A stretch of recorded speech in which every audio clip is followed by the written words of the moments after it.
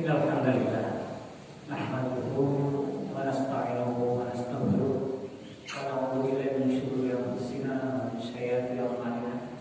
May yahdihillahu fala mudilla lahu wa may yudlil fala hadiya lahu.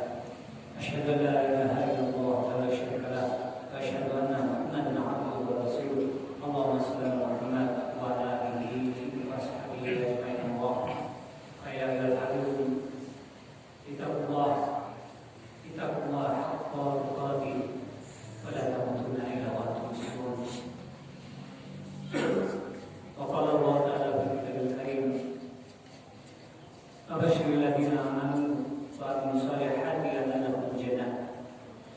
lahum jannatin tajri min tahtiha al-anhar kullama rizqu minha min thamaratin rizqan qalu hadha alladhi rizqna min qablu wa bihi min ashariha wa lahum fiha azwajun mutahharatun wa hum fiha khalidun. Sadaqallah. Hadirin, bersyukur kita kepada Allah pada hari ini kita hadir ke tempat ini dalam keadaan sehat walafiat. Bersyukur kepada Allah masih memberikan kita nikmat iman, nikmat Islam, nikmat kesempatan, sehingga kehadiran kita di tempat ini dengan ikhlas karena Allah, mudah-mudahan dicatat oleh Allah sebagai ibadah yang membuahkan kenikmatan nanti di yaumil qiyamah. Amin ya rabbal alamin. Hadirin,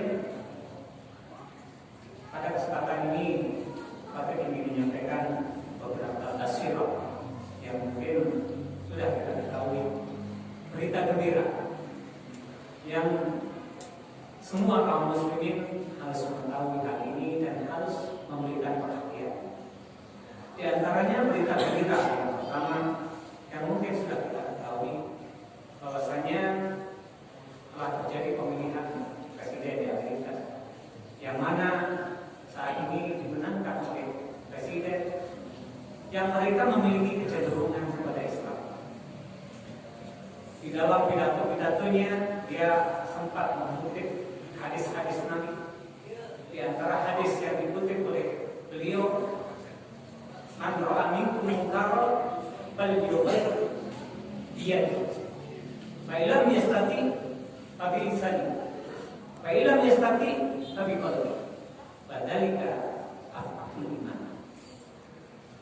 Calon presiden ini mengutip hadis yang sangat penting, yang mana harusnya hadis ini menjadi tanggung jawab kita selaku muslim. Hadis yang berkenaan dengan amar ma'ruf nahi munkar. Barang siapa di antara kamu melihat kemungkaran, hendaknya kamu merubah dengan kekuasaan kamu, dengan tangan kamu. Apabila kamu tidak bisa merubah dengan tangan kamu, hendaknya kamu merubah dengan lisan kamu. Seandainya kamu tidak sanggup merubah dengan lisan kamu, ingkari dengan hati kamu. Itulah selama Allah. Hadirin, hadis ini dinyatakan oleh calon presiden Amerika yang insya Allah nanti Januari ini akan dilantik. Kita tahu Amerika memiliki pengaruh yang sangat besar di dalam kehidupan dunia. Apabila ini betul-betul direalisasikan, ketika dia melihat amar ma'ruf, mereka melakukan amar ma'ruf. Ketika melihat kemungkaran, baik itu di Amerika ataupun di luar Amerika, kemudian dia sikapi dengan berdasarkan sikap yang dianjurkan di dalam hadis ini adalah merupakan berita gembira bagi manusia. Hadirin, mudah-mudahan hal ini menjadi kenyataan. Karena di samping itu, Presiden Amerika ini juga menganjurkan agar Islam diajarkan di sekolah-sekolahan. Ini suatu yang mengejutkan, karena sebelumnya Presiden Amerika tidak ada yang melakukan seperti itu. Selama ini Presiden Amerika adalah yang hobi terhadap Islam, benci terhadap Islam. Dia selalu memusuhi Islam. Mudah-mudahan ini merupakan berita gembira dan merupakan awal dari kebangkitan Islam. Karena memang hadirin, selama ini tokoh-tokoh dari kita telah berupaya semaksimal mungkin untuk mengcounter orang-orang yang hobi terhadap Islam dengan melakukan berbagai macam dialog kepada mereka.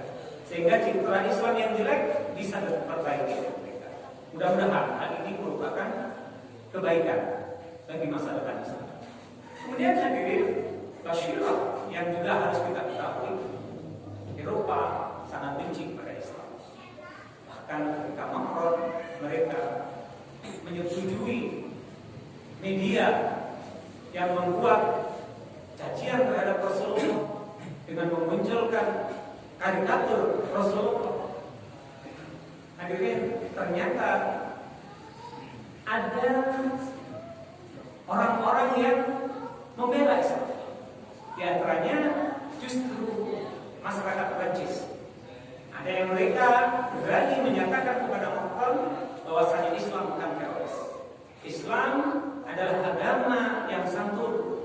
Islam adalah agama yang mulia. Sehingga hadirin, pada hari ini di Prancis hampir setiap hari berbondong-bondong orang-orang masuk Islam. Dan ini adalah merupakan basyirah, berita gembira yang harus kita. Bahkan punya hak, bukan hanya di Prancis. Ada satu kampung yang masuk Islam, ada satu gereja yang dia masuk Islam. Ini adalah berita. Hadirin, ini harus kita ketahui agar kita lebih bersemangat di dalam Islam. Apabila orang lain mereka berbondong-bondong untuk mensiarkan Islam, untuk melaksanakan Islam, kenapa kita tidak? Sehingga kita harus merasa lemah ketika orang lain bisa melakukan kebaikan sementara kita tidak. Kalau orang lain bisa menghadiri pengajian, kenapa kita tidak? Kalau orang lain bisa menghadiri majelis-majelis taklim, kenapa kita tidak? Kalau orang lain mereka bisa mensiarkan Islam dengan sungguh-sungguh, kenapa kita tidak? Karena itu mari kita lebih bersemangat. Dan hadirin, berita yang tidak kalah pentingnya yaitu kehadiran Habib Rizik. Yang sudah kita ketahui bahwasanya kehadiran Habib Rizik ini di dalam rangka melakukan perbaikan di banyak hal. Di antaranya akan melakukan revolusi akhlak. Revolusi akhlak. Akhlak adalah merupakan tugas yang diamanahkan kepada Rasulullah SAW. Akhlak ini adalah merupakan sumber kebaikan bagi umat manusia. Sehingga Rasul mengatakan innama bu'itsu liutamima makarimal akhlak. Sesungguhnya aku ini diutus untuk menyempurnakan akhlak ini. Hadirin, ketika hancur maka hancurlah satu negara. Akhlak ini ketika menjadi baik maka baiklah satu negara. Sehingga di dalam Al-Quran Allah menyatakan walau kana ahlul qura amanu wattaqu la fatahna 'alaihim bab. Sekiranya penduduk negeri itu beriman dan bertakwa, maka akan aku penuhi negeri itu dengan barakah. Ini adalah pengaruh akhlak di dalam kehidupan. Karena itu hadirin, kita bersyukur dengan kehadiran Habib Rizik yang mereka akan membawa kita kepada perbaikan. Dan ini tentunya harus kita sambut. Saat ini kita lihat di media para tokoh sudah mulai hadir untuk menyatu, untuk membangun kekuatan. Dan kekuatan ini sangat kita tunggu. Selama ini umat Islam tercerai-berai. Nah, saat ini hadirin akan Marsumi telah muncul lagi.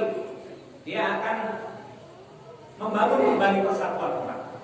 Hadirin, kita umat Islam sebagai umat mayoritas di negeri ini, kita menjadi umat yang berbelakang karena kita tidak menguasai perpolitikan di negara ini. Yang perlu kita ketahui hadirin, saat ini penguasa bersifat oligarki. Oligarki semuanya dikuasai oleh kelompok. Dan mereka cenderung melakukan penguatan terhadap kelompok. MK dilemahkan, KPK dilemahkan, tokoh-tokoh politik yang mereka anti kepada penguasa disuap, para ulama dikriminalisasi. Hal ini terjadi sehingga umat ini menjadi lemah, pergerakan Islam menjadi lemah. Kita tahu yang terakhir ini Omnibus Law di sana yang mengandung banyak komponen, yang di dalamnya hadirin yang perlu kita ketahui, Omnibus Law yang sudah disahkan itu di dalamnya ada undang-undang pendidikan, yang mana di dalamnya pendidikan non formal ataupun formal apabila tidak ada izin dari pemerintahan, maka pengurusnya akan dihukum 10 tahun. Kalau tidak, dia akan didenda 1 miliar. Ini adalah undang-undang yang akan menghancurkan pendidikan-pendidikan Islam. Sekarang gimana pendidikan pesantren-pesantren, madrasah-madrasah yang memiliki izin? Kebanyakan di kampung-kampung nggak ada yang berizin. Nah, undang-undang ini sudah disahkan. Hadirin, ya tidak lama ini hanya guru yang mereka peduli karena memang mencatat urusan roh. Kita umat Islam tidak banyak tahu bahwasanya dalam undang-undang Omnibus Law ini ada hal yang sangat mengancam kehidupan kita di dalam beragama. Karena itu hadirin, kita harus peduli terhadap perubahan yang sudah terjadi. Kehadiran Habib Rizik, walaupun kita bukan FPI, walaupun kita bukan berada di kelompok mereka, tapi manakala ada kebaikan kita harus mau mendukung. Karena Allah memerintahkan kepada kita, hendaknya kamu tolong menolong di dalam kebaikan dan ketakwaan. Ini adalah merupakan hal yang harus kita ketahui. Mudah-mudahan kita memahami permasalahan ini dan kita menjadi orang-orang yang membela kebenaran selama kebenaran itu baik-baik. Barakallahu fikum.